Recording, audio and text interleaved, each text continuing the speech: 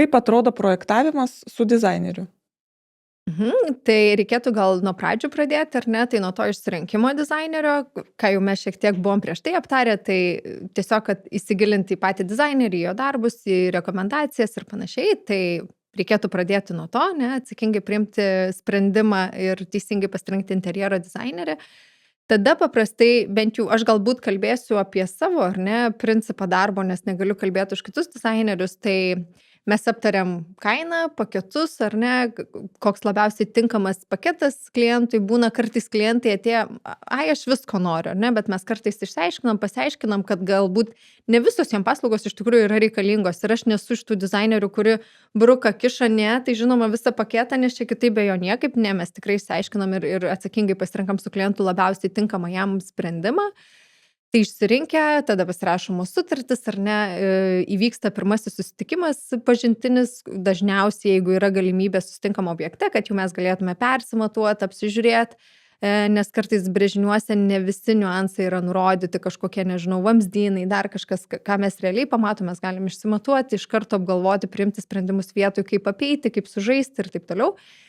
Tai po to pirminio susitikimo arba dar prieš tai yra nusiunčiamas klausimynas klientui, jisai pakankamai toks netrumpas ir kai klientai sako, tai jo, atsiųskit klausimyną, mes čia per vieną dieną užsipildysit. Ne, užsipildysit.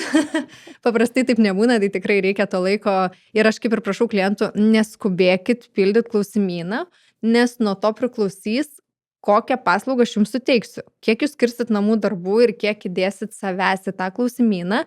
Tiek taip man bus paprašiau jūs suprasti ir jūs pagauti ir jūs pajausti ir nes tie namai galų gale turi būti apie jūs, ar ne? Arba dažnai būna, nu tai jau mes čia nieko neužpildėm, tai jūs jau čia padarykit, jūsgi geriau suprantat. Bet, nagi, ne man ten gyventi, jūs po to kažkas nepatinka. Taip. Ir dažniausiai taip ir būna, kad oi, bet tai čia mes visai šito nenorėjom ir taip toliau.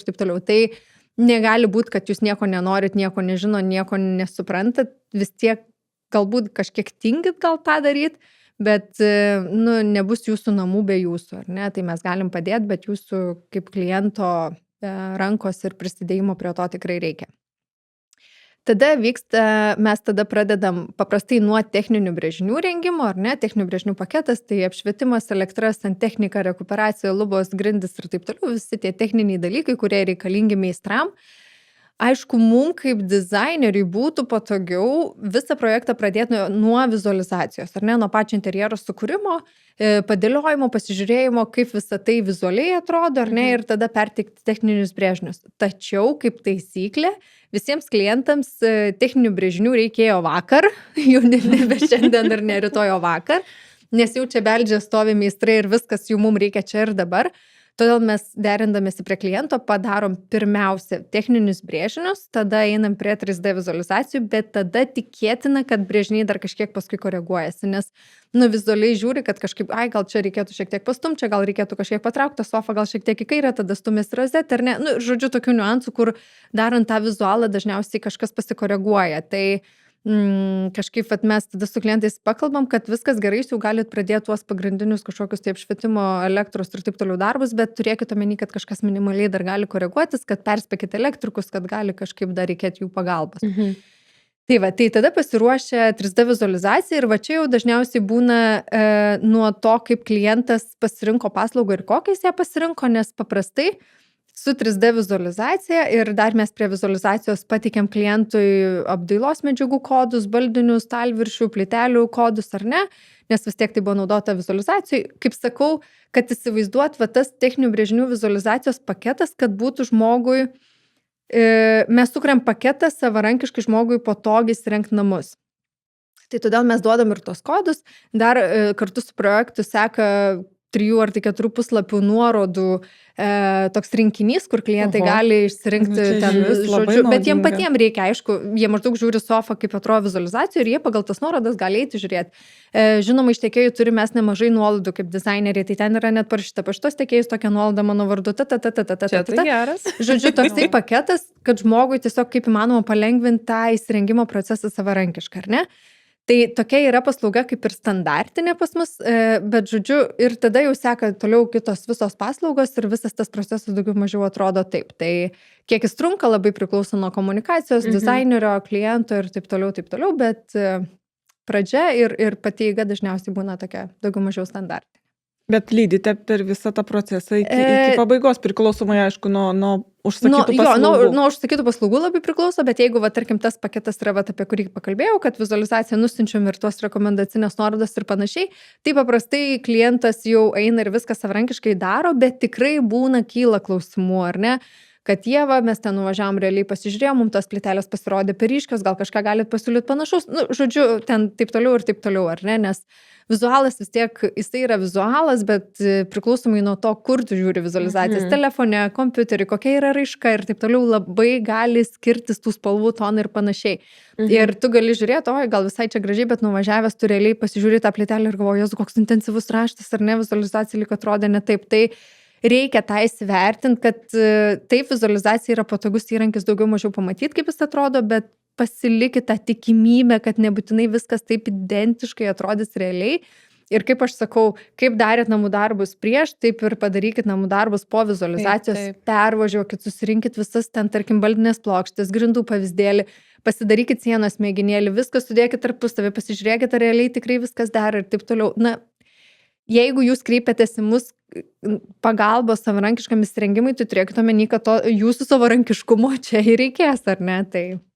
O būna, pavyzdžiui, kad tu važiuoji kartu, tarkim, pasižiūrėti plyteles, ten medžiagas ar taip toliau. Jo, tikrai būna, galima užsisakyti tokią kaip konsultacinę valandinę paslaugą ir galim su klientais važiuoti ir aš padedu išsirinkti. Tai iš karto galima sakyti, live formatų bus koreguojamas tas galbūt projektas, kažkokios tai medžiagos ir visa kita, kaip suprantu. Visiškai. Ir būna, kad pasikeičia ta nuomonė ir paskui būna, kad mes pagal tai, ką jau gyvai išsirinkam kitko, negu kas buvo išsirinkta prieš tai, mes tada galbūt pakoreguojam vizualizacijos, o kartais gal net nereikia, viskas būna aišku ir panašiai. Tai čia yra procesas, nereikia galbūt kažkaip nusiteikti, kad va taip kaip padarys vizualizaciją, aš va taip dabar identiškai viską įsirengs ir panašiai.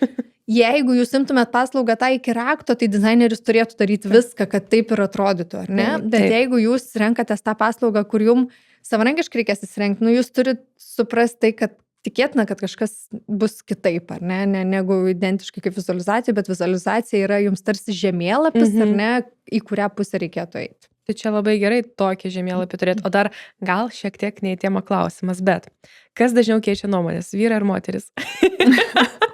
Ups. Vienareikšmiškai moteris. Šiaip iš tikrųjų, gal nereikėtų apie šitus dalykus kalbėti, ar ne? Bet jeigu jau Andželika, tu užsiminiai, tai aš šiek tiek pakomentuosiu, tai šiaip, taip, gal negražu taip sakyti, bet tikrai, kai vyrai kreipiasi, tikrai tas darbo procesas yra daug paprastesnis ir lengvesnis. Bet sudėtingiausia yra tada, kai kreipiasi vyras, manydamas, kad jisai sprendžia viską, bet staiga kažkokiu procesu iššoka moteris, kuris staiga viską pakoreguoja, visas kortas sumaišo.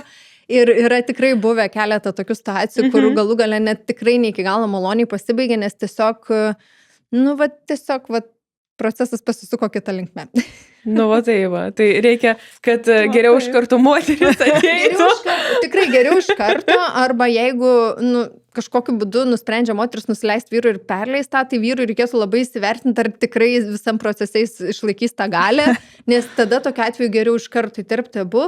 Jeigu jau tikrai vienu ar kitu etapu abiejų nuomonė yra reikšminga, taip turi būti, abiejų visgi nuomonė turi būti reikšminga, tai man, pavyzdžiui, patogiausia, kai mes su klientais pasidarom bendrą chatą. Tiek su vyru, su moteriu mes turim bendrą, aš kažką įkeliu, jie abudu man pakomentuoja, parašo ir taip toliau, ir tada būna, kad aš išklausau pykčių jų ten tarp to chato, pasėdžiu, paskaitau, palaukiu, tada atsako jau man nereikiamus klausimus, tikrai visko būna, bet taip yra paprasčiau. Gyvenimas. Čia yra gyvenimas. Taip, bet tu sakytų šito nenorėsi, tik aš persigalvoju, aš dabar noriu tos gėlės čia, bet tu katiną pirksi tam, taip toliau ir taip toliau. Tai visko tikrai būna, bet tai yra gyvenimas ir tai yra neišvengiama, bet geriau, kad abudu būtų žmonės procese ir abudu, nes tada...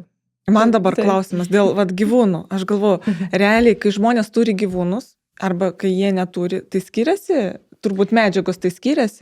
Medžiagiškumai skiriasi jo, bet kažkaip klientai nėra, kad labai tą pabrėžtų, kad jie, tarkim, kažkokią patirtį galbūt blogą turėjo ir kad reikėtų pritaikyti ir taip toliau. Taip mes žiūrim, kad kažkokios būtų medžiagos, kurios būtų valomos lengviau, ar ne, tuos plaukus, ar ne, atitinkamai žiūrim grindis, ar ne, kas yra pritaikyta labiau gyvūnam, koks tas gyvūnas. Lygiai taip pat tada atitinkamai kažkur įrengiam, dabar labai tikrai populiaru, kad nebūtų tų bliūdelių visur pristatyta, bet kažkur įmontuojam tas valgymo vietas į baldą, ar ne, kažkur tos tualetukus ten katinų, tarkim, nežinau, ne vieną projektą darėm, kai katilinė yra padaryta spintoje anga ir ten įlenda katinukas į savo, žodžiu, namelį ir pasidaro visus reikaliukus ir panašiai. Tai tikrai padarom tos namus pritaikytus gyvūnam. Man nėra tekę daryti, kad kiekvienas kambarys ir kiekvienas kampelis gal būtų pritaikytas ar apgalvotas gyvūnam, bet va tokius mini dalykus tikrai klientai išreiškia poreikį.